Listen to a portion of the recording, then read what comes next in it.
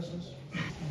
Θα ήθελα να ξεκινήσω ευχαριστώντας τους συντονιστές, πρώτα απ' όλα τον καθηγητή κύριο Μένιχ, διότι σε πολύ μικρό χρονικό διάστημα κατόρθωσε να φτιάξει αυτό το πρόγραμμα το οποίο σήμερα θα ακούσετε. Ευχαριστώ πολύ κύριε καθηγητά και εγώ για την εξαιρετική συνεργασία.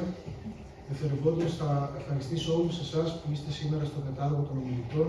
Σας έχει διαναφέρει ο κύριος καθηγητής.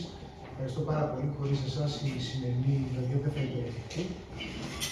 Και κατά τρίτο λόγο θα ήθελα να σας ευχαριστήσω όλους εσάς, γιατί όπως με πληροφόρησε και η κυρία Βασιλιά, όπως ακούσαμε από τον κύριο καθηγητή, η συμμετοχή είναι πραγματικά υψηλή σε μια καθημερινή ημέρα, σε ώρες που είναι και πιο εύκολες. Αλλά είναι μια ευτυχής σύμπτωση που σήμερα είναι η 9η Φεβρουαρίου, δηλαδή η ημέρα που εγκατέλειψε τον κόσμο αυτόν ο εθνικός νομοθετής, Διονύσιος Σολωμός, και την γιορτάζουμε ως την έχουν καθιερώσει με πράξη του Κοινοβουλίου ως Παγκόσμια ημέρα ελληνικής γλώσσας. Η γλώσσα μας είναι μια γλώσσα ενός μικρού λαού, αλλά η επιρροή της και η συνεισφορά της στον παγκόσμιο πολιτισμό και στις παγκόσμιες γλώσσες, τουλάχιστον στο δυτικό ημισφαίριο, είναι δυσανάλογα πολλαπλάσια, και κάτι το οποίο μας ικανοποιεί και κάτι το οποίο μας κάνει να αισθανόμαστε πάρα πολύ περήφανοι.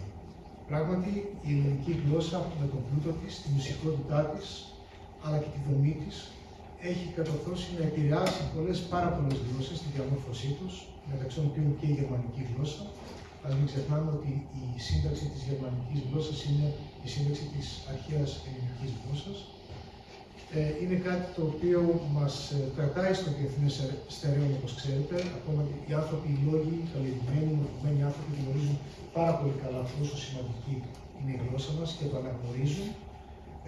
Και όλοι οι υπόλοιποι άνθρωποι κάνουν χρήση μέσα από το δικό μας λεξιλόγιο, το οποίο έχει ενσωματωθεί στις δικές τους γλώσσες, κάνουν χρήση την δική τους γλώσσα, και αυτό το αντιλαμβανόμαστε αν σκεφτούμε ότι η γαλλική, η αγγλική και πολλές άλλες έχουν περίπου 20 με 25% γλώσσες είτε ελληνικές είτε φτιαγμένες από ελληνική ρίζα. Στο πρόγραμμα θα ακούσουμε εξαιρετικούς συνομιλητές, οι οποίοι γνωρίζουν πολύ περισσότερο από εμένα στο αντικείμενο. Πριν ολοκληρώσω, θα ήθελα να σας διαβάσω το μήνυμα του Υφυπουργού κ. Γιώργη Κότσιρα, είναι ο Υφυπουργός Εξωτερικών για θέματα απόδημου ελληνισμού, με την ευκαιρία της σημερινής ημέρας. Ελληνίδες και Έλληνες του κόσμου, φίλοι της Ελλάδος, απανταχού της γης, συμπατριώτισσες και συμπατριώτες. Με παλμό χιλιάδων ετών και θαυμαστή ανθεκτικότητα, η ελληνική γλώσσα αιώνες συνοδεύει την ανθρωπότητα. Αποτέλεσμα αυτής της σπάνιας πορείας, η συσσόρευση ενός απαράμιλου λεξιλογικού πλούτου, ικανού να ερμηνεύσει τα πιο πυκνά και περίπλοκα νοήματα. Τροφός κάθε επιστήμης και πολλών δυτικών γλωσσών, η ελληνική γλώσσα ζει μέσα στα ξένα λεξιλόγια, συμμετέχοντας σε μια διαχρονική πολιτισμική κόσμωση.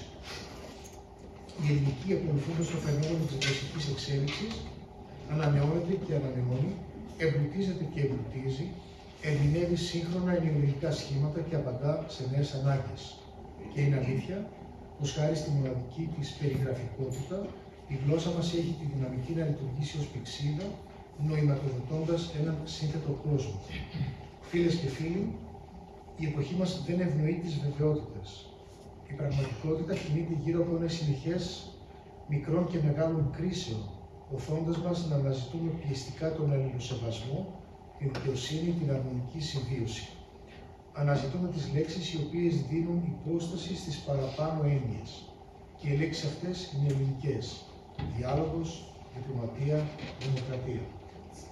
Καθόλου ανέτεια λοιπόν, με αυτές τις τρεις λέξεις από Δέλτα, λέξεις ελληνικές με παγκόσμιο νόημα, η χώρα μας διεκδικεί την εκλογή της ως μόνιμο μέλος του Συμβουλίου Ασφαλείας των Ηνωμένων Εθνών για την περίοδο 2025-2026.